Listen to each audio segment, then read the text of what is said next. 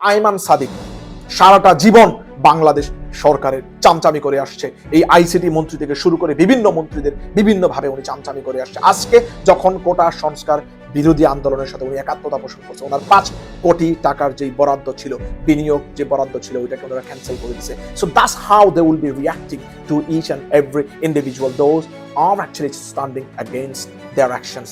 আমার ব্যক্তিগত অবজারভেশন হচ্ছে, আমি এত বছর পড়াশোনা করে, আমি এত বছর কষ্ট সাধন করে, মেধার আমি উন্নয়ন করে, মেধাকে আমি ঝালাই করে, আমি যখন একটা শিক্ষা প্রতিষ্ঠান থেকে গ্রাজুয়েট হই এবং আমি একটা শিক্ষা প্রতিষ্ঠান থেকে যখন আমি উচ্চতর শিক্ষা নিয়ে আমি আমার পড়াশোনা শেষ করি, তখন আমি আমার রিজিকের সন্ধানে যখন আমি বাইরে বের হয়ে যাবে, তখন কেন আমাদের বা আমার এরকম অশিক্ষিত মানুষের চামচামি করা লাগে? এরকম অশিক্ষিত নাপিত লীগ, গুন্ডা লীগ, ছাতি লীগ, মুজালিক মানুষের চামচামি করে আমাকে চাকরি নেওয়া লাগবে কেন? এদের পা আপনার ধরে কেন, ওদের চামচামি করে কেন, ওদেরকে টাকা খাইয়ে আপনাদের মতো মেধাবী মানুষজন যারা আছে তাদেরকে চাকরি নেওয়া লাগবে? That is my question. 2009 থেকে নিয়ে এই পর্যন্ত বাংলাদেশে একটা প্রজন্ম ওনারা তৈরি করছে। আপনারা জানেন যে র্যাব, সেনাবাহিনী, আপনার বিডিআর, সমস্ত এনফোর্সমেন্ট এজেন্সির মধ্যে ওনারা গুনে গুনে ডিএনএ টেস্ট করে ওরা আওয়ামী লীগের যারা আওয়ামী লীগ করে, যাদের প্রজন্ম, পুরোটা প্রজন্ম যারা আওয়ামী লীগ করছে, ওই আওয়ামী লীগের লোকজনকে কিন্তু ওনারা আপনার রিক্রুট করছে। এই রিক্রুটমেন্ট টোটাল প্রসেসটাই কিন্তু করাপ্টেড ছিল। আপনারা জানেন যে বিসিএস যে প্রসেসটা, টোটাল প্রসেসটাই কিন্তু একটা করাপ্টেড একটা প্রসেস ছিল, যেটা আমরা লেটার ডেটে ফাইন্ড আউট করছি, হয়তো বা রিসেন্টলি আমরা এটা জানতে পারছি। যে আপনারা কি কোনোভাবে চিন্তা করছেন যে কেন এইরকম সামান্য কিছু আন্দোলনের মধ্যে হইলো এই পুলিশ, র্যাব, সমস্ত আওয়ামী লীগের গুন্ডা বাহিনী যা আছে সবাইকে ব্যবহার করা হয়? আপনারা কি কখনো যে চিন্তা করছেন? আমাদের আন্দোলনকে এক আন্দোলনে রূপান্তরিত করতে হবে। সেই আন্দোলন হচ্ছে শেখ হাসিনা নিপাত যাক, গণতন্ত্র মুক্তি পান। যদি গণতন্ত্র মুক্তি পাই, বাংলাদেশে আমরা আইনের শাসন প্রতিষ্ঠা করতে পারবো, বাংলাদেশে আমরা rule of law, human rights আমরা এস্টাবলিশ করতে পারবো। আসসালামু আলাইকুম ওয়া রাহমাতুল্লাহি ওয়া বারাকাতুহু। সকলের সুস্বাস্থ্য এবং দীর্ঘায়ু কামনা করতেছি। যারা এই কোটা সংস্কার বিরোধী আন্দোলনের সাথে সম্পৃক্ত, যারা একাত্মতা পোষণ করছেন, যাদের অবস্থান থেকে যে কোনোভাবে এই আন্দোলনের সাথে সম্পৃক্ত, সকলকে লাল সালাম। এবং আবারও মনে করিয়ে দিচ্ছি যে এই সংগ্রাম আপনার বা আপনাদের একার না, এই সংগ্রাম আমাদের সকলের সংগ্রাম। এই সংগ্রাম স্বৈরাচার বিরোধী সংগ্রাম।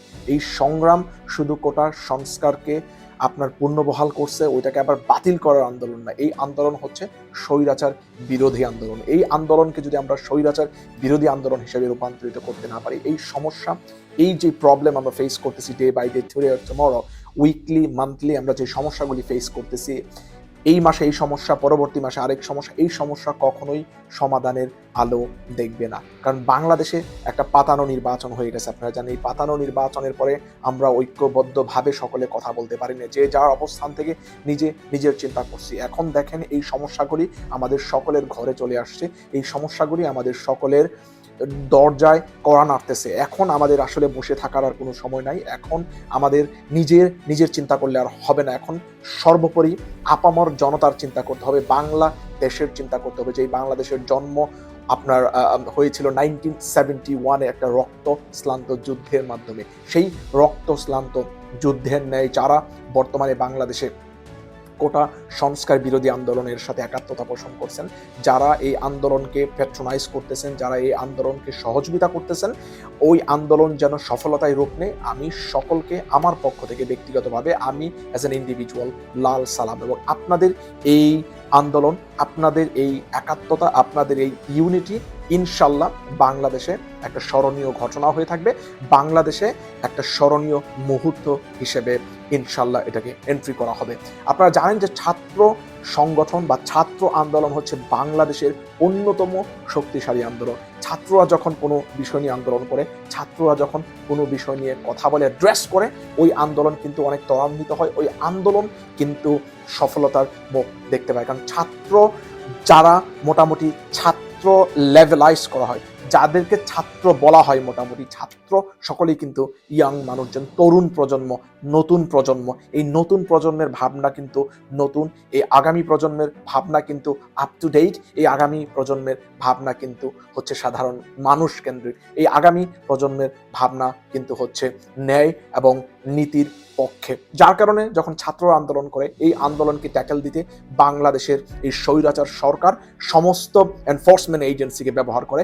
র্যাব, পুলিশ, সেনাবাহিনী, যত ধরনের আপনার ওনাদের টুলস আছে সাধারণ মানুষকে নিপীড়ন করার জন্য, সাধারণ মানুষকে দাবানোর জন্য, সমস্ত টুলস কিন্তু বাংলাদেশের সরকার ব্যবহার করে। ছাত্র আন্দোলনের কিছু ইতিহাস আমি আপনাদের সাথে শেয়ার করব, তাহলে আপনারা বুঝতে পারবেন যে ছাত্র আন্দোলন কেন এতটা সিগনিফিকেন্ট। আপনারা জানেন যে 52 ভাষা আন্দোলন শুরু হয়েছিল এই ছাত্র সংগঠনের মাধ্যমে, এই ছাত্র আপামর ছাত্র জনতার মাধ্যমে কিন্তু 1952-তে যেই ভাষা আন্দোলন হয়েছিল, 52 ভাষা আন্দোলন হিসেবে আমরা জানি, আমরা পড়ছি, এই আন্দোলন কিন্তু ছাত্ররা নেতৃত্ব দিয়েছিল। আপনারা জানেন যে 62-র শিক্ষা আন্দোলন, 1962-তে যে আন্দোলন হয়েছিল শিক্ষা আন্দোলন, ওইটার নেতৃত্ব দিয়েছিল আমাদের ছাত্র ভাই এবং আমাদের ছাত্র সমাজ। 69-এর গণ অভ্যুত্থান আপনারা জানেন যে এটা হচ্ছে ওয়ান অফ দ্য রিমার্কেবল আপনার হিস্ট্রিক একটা ডে বাংলাদেশের ছাত্র সমাজ এবং ছাত্র সংগঠনের জন্য, বাংলাদেশের রাজনৈতিক অঙ্গনে এবং সর্বোপরি বাংলাদেশের ইতিহাসের অন্যতম একটা মুহূর্ত হচ্ছে 69-এর গণ অভ্যুত্থান। আপনারা জানেন যে 71-এর মুক্তিযুদ্ধ, যেই মুক্তিযুদ্ধের চেতনা ধারণ করে, যেই মুক্তিযুদ্ধের চেতনা লালন করে 1971-এ 30 লাখ মানুষ তাদের আপনার মানে প্রাণের বিনিময়ে বাংলাদেশকে আপনার স্বাধীন করছিল। যেই বাংলাদেশে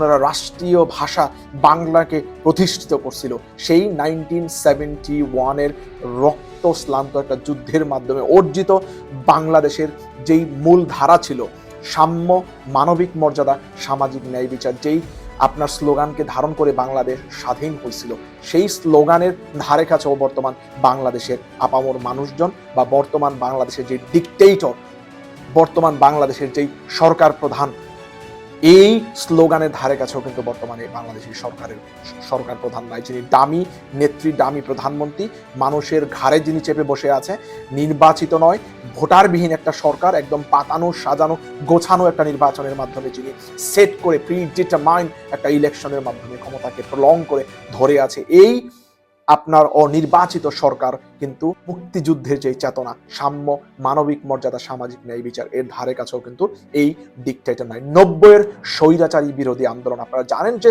স্বৈরাচার হোসাইন মোহাম্মদ এরশাদের সময় যেই স্বৈরাচারী মনোভাব ওনার মধ্যে আপনার পোষণ হয়েছিল, যেটাকে আপনার ওভারট্র্যাক করে গেছে বর্তমানে এই ডিকটেটর। এই 1990-তে এই স্বৈরাচার বিরোধী আন্দোলনের প্রধানতম নেতৃত্বে কিন্তু ছিল আপনার ছাত্র সমাজ। 7 সালের শিক্ষক মুক্তির যে আন্দোলন ছিল, যেটা হয়তো আমরা তেমন ভাবে স্মরণ করি না, 2007 সালে একটা শিক্ষক মুক্তির আন্দোলন হয়েছিল, যে আন্দোলন সফলতায় রূপ নিয়েছিল। ওই আন্দোলনকে নেতৃত্ব দিয়েছিল আমাদের ছাত্র ভাই এবং বোনেরা।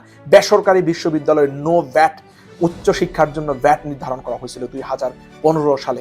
সেই বেসরকারি বিশ্ববিদ্যালয়ে নো ভ্যাট আন্দোলনকে আপনার সাফল্যমণ্ডিত করছিল এই ছাত্র সংগঠন। চলমান কোটা সংস্কার বা নিরাপদ সড়ক নিয়ে যে আন্দোলন হয়েছিল 2018 সালে, আপনারা জানেন যে ঢাকা ইউনিভার্সিটি থেকে যে আন্দোলনের আপনার সূচনা হয়েছিল, ওই আন্দোলনের নেতৃত্বে কিন্তু আমাদের বাংলাদেশের ছাত্র সমাজ দিয়ে আসছে এবং দিয়েছিল, এবং ওই আন্দোলন কিন্তু সফলতার রূপ নিয়েছিল, যেইটাকে আমরা পরবর্তীতে বা ইন লেটার ডেট আমরা এটা ফাইন্ড আউট করছি যে এটা আসলে একটা মানে চিটেড উইথ আওয়ার আপনার জেনারেল পাবলিক, রাইট? কারণ এই সরকার বলছিল যে এই কোটা যেই পদ্ধতিটা ওনারা বাতিল করে দিচ্ছে, পরবর্তীতে কিন্তু এটা পুনর্বহাল করছে as a consequence, as a result কিন্তু বর্তমানে বাংলাদেশের মধ্যে এই আন্দোলন আপনার চলমান আছে। এবং কি এক রক্ত স্নান্ত আন্দোলনে বর্তমান বাংলাদেশের এই কোটা সংস্কার বিরোধী আন্দোলন রূপান্তরিত হয়েছে। তার অন্যতম কারণ কি? আপনারা কি কোনোভাবে চিন্তা করছেন যে কেন এইরকম সামান্য কিছু আন্দোলনের মধ্যে হইল এই পুলিশ, র্যাব, সমস্ত আওয়ামী লীগের গুন্ডা বাহিনী যা আছে সবাইকে ব্যবহার করা হয়? আপনারা কি কখনো এটা চিন্তা করছেন? আমাদের আন্দোলনকে এক আন্দোলনে রূপান্তরিত করতে হবে। সেই আন্দোলন হচ্ছে শেখ হাসিনা নিপাত যাক, গণতন্ত্র মুক্তি পান। যদি গণতন্ত্র মুক্তি পাই, বাংলাদেশে আমরা আইনের শাসন প্রতিষ্ঠা করতে পারবো, বাংলাদেশে আমরা rule of law, human rights আমরা এস্টাবলিশ করতে পারবো। একটা দেশ যখন আইনের শাসন দ্বারা, দেশ যখন আইন এবং কানুন সবকিছু মেনে আপনার রাষ্ট্র পরিচালিত হয়, ওই দেশে কিন্তু এইরকম অন্যায় অবিচার, মেয়ে মানুষের উপরে এইরকম ভাবে আপনার পাবলিকলি অপরিচিত মানুষজন, সন্ত্রাসী, গুন্ডা বাহিনী, ছাত্রলীগ, মুজালিগ কিন্তু কোনোভাবেই আপনার এরকম ভাবে ওনারা আঘাত করতে পারে না যদি বাংলাদেশে আইন প্রতিষ্ঠিত হতো। সো আমাদের আন্দোলনকে রূপান্তরিত করতে হবে শেখ হাসিনার বিরোধী আন্দোলনে রূপান্তরিত করতে হবে। এই আন্দোলনকে কোটা সংস্কার আন্দোলনের মধ্যে সীমাবদ্ধ করে রাখলেই হবে না। 2009 থেকে নিয়ে এই পর্যন্ত বাংলাদেশে একটা প্রজন্ম ওনারা তৈরি করছে। আপনারা জানেন যে র্যাব, সেনাবাহিনী, আপনার বিডিআর, সমস্ত এনফোর্সমেন্ট এজেন্সির মধ্যে ওনারা গুনে গুনে ডিএনএ টেস্ট করে ওরা আওয়ামী লীগের যারা আওয়ামী লীগ করে, যাদের প্রজন্ম, পুরোটা প্রজন্ম যারা আওয়ামী লীগ করছে, ওই আওয়ামী লীগের লোকজনকে কিন্তু ওনারা আপনার রিক্রুট করছে। এই রিক্রুটমেন্ট টোটাল প্রসেসটাই কিন্তু করাপ্টেড ছিল। আপনারা জানেন যে বিসিএস যে প্রসেসটা, টোটাল প্রসেসটাই কিন্তু একটা করাপ্টেড একটা প্রসেস ছিল, যেটা আমরা লেটার ডেটে ফাইন্ড আউট করছি। হয়তো বা রিসেন্টলি আমরা এটা জানতে পারছি যে একটা প্রশ্ন ফাঁস হয়েছিল। আপনার মনে কি কখনো প্রশ্ন করছে, আপনি যখন প্রজাতন্ত্রের কর্মচারী কাছে যান কোনো কাজ করার জন্য, সামান্য কোনো ঠুনকো বিষয়ে আপনার জমি জামা, বা আপনি পুলিশের কাছে যখন মামলা করার জন্য যান, জিডি করার জন্য যান, আপনি যে কোনো সরকারি প্রতিষ্ঠানে যখন আপনি ঢোকেন কাজ করার জন্য বা আপনার কোনো কার্য সম্পাদন করার জন্য, আপনার মনে কি কখনো এই প্রশ্ন আসছে যে এই লোকগুলি কেন এত ইনকম্পিটেন্ট? আপনার মনে কি এই প্রশ্নটা কখনো আসছে যে এইরকম মানুষ কিভাবে এরকম প্রজাতন্ত্রের এত বড় পোস্ট পজিশন নিয়ে আছে? ওনারা ঠিক মতো ভালো কথাই বলতে পারে না, মানুষের সাথে ভালো ব্যবহার পর্যন্ত ওনারা সেখানে, ওনারা কিভাবে বিসিএস পাস করে? এই মানুষগুলির কি যোগ্যতা ছিল? আমি ব্যক্তিগতভাবে অনেক মানুষকে আপনি এক্সপেরিয়েন্স করি যারা ভালো সরকারি ভালো চাকরি করতেছে, প্রজাতন্ত্রের আমলা হয়ে আছে, বাট ওদের কোনো যোগ্যতা নাই, ওনার ঠিক মতো ভাষায় কথাই বলতে পারে না। ওনারা যদি ইন্টারনাল কোনো ধরনের কোনো ফ্যাক্ট নিয়ে আলোচনা করতে বলা হয়, ওনারা কোনো কিছু আলোচনা করতে পারে না। ওদের মুখে শুধু একটাই কেবলমাত্র স্লোগান, সেটা হচ্ছে জয় বাংলার স্লোগান, দ্যাটস ইট।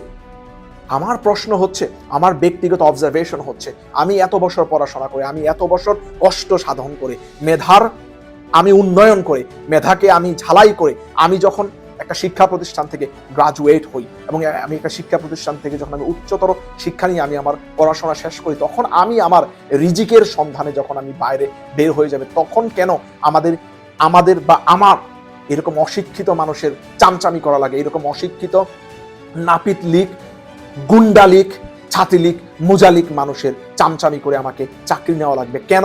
এদের পা আপনার ধরে কেন, ওদের চামচামি করে কেন, ওদেরকে টাকা খাইয়ে আপনাদের মতো মেধাবী মানুষজন যারা আছে তাদেরকে চাকরি নেওয়া লাগবে? That is my question. এবং এইটাই যদি আমাদেরকে করা লাগে, এতগুলি বছর পরে পড়াশোনা করে মেধাকে আমরা ঝালাই করে, মেধার উন্নয়ন আমরা যখন করে, আমাদের সব ধরনের সবকিছু যখন আমরা অবটেইন করে আমরা কাজ করতে যাই, আমরা চাকরি খুঁজতে যাই, তখন যদি আমাদেরকে এইভাবে কাজ খোঁজা লাগে, এইভাবে কাজ করা লাগে, তাহলে আমি মনে করি আমাদের পড়াশোনার কোনো দরকার নাই। আমরা সেই চাইল্ডহুড থেকে আমরা পলিটিক্স করা উচিত আমাদের।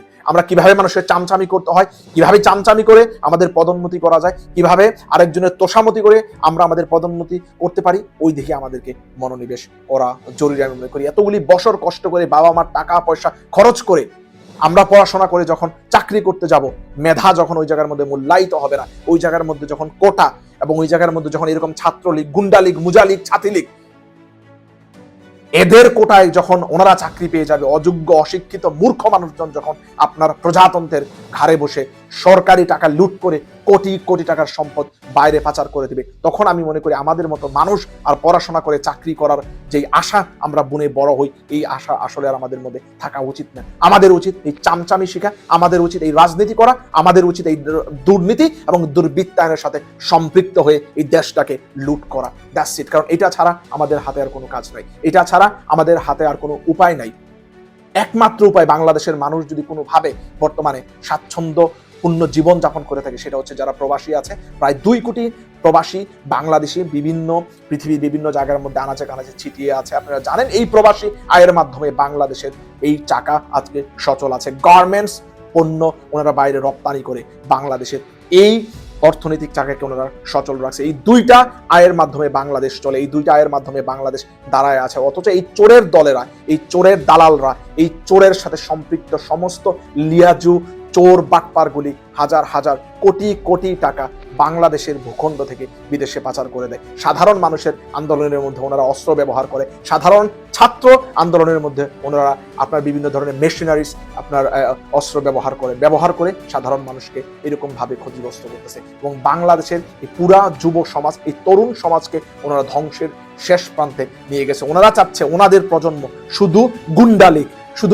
প্রজাতন্ত্রের কাজ করবে। সাধারণ মানুষ যাদের মেধা আছে, যাদের বিবেক আছে, বুদ্ধি আছে, যারা বাংলাদেশের উন্নয়নে কাজ করতো, এই মানুষগুলিকে ওনারা কোনোভাবেই এই সরকার কোনোভাবেই চান্স কিন্তু দিচ্ছে না কাজ করার জন্য বা কোনো ধরনের প্রজাতন্ত্রের কোনো কর্মচারী হওয়ার জন্য, কারণ গুনে গুনে বেছে বেছে ডিএনএ টেস্ট করে করে এই গুন্ডা লীগের সমস্ত মানুষজনকে ওনারা কর্মচারী হিসেবে নিযুক্ত করতেছে। That's all for saying today my dear brother and sister. যারা এই আন্দোলনের সাথে সম্পৃক্ত, যারা এই আন্দোলন করতেছেন, আপনারা মাঠ ছাড়বেন না, এই আন্দোলনকে আপনারা চলমান রাখেন, এই আন্দোলনকে চালিয়ে যান এবং এই আন্দোলনকে এই স্বৈরাচার বিরোধী আন্দোলন হিসেবে রূপান্তরিত করেন। আপনারা দেখেন যে আইমান সাদিক সারাটা জীবন বাংলাদেশ সরকারের চামচামি করে আসছে, এই আইসিটি মন্ত্রী থেকে শুরু করে বিভিন্ন মন্ত্রীদের বিভিন্নভাবে উনি চামচামি করে আসছে। আজকে যখন কোটা সংস্কার বিরোধী আন্দোলনের সাথে উনি একাত্মতা পোষণ করছে, ওনার 5 কোটি টাকার যে বরাদ্দ ছিল, বিনিয়োগ যে বরাদ্দ ছিল, ওইটাকে ওনারা ক্যান্সেল করে দিয়েছে। So that's how they will be reacting to each and every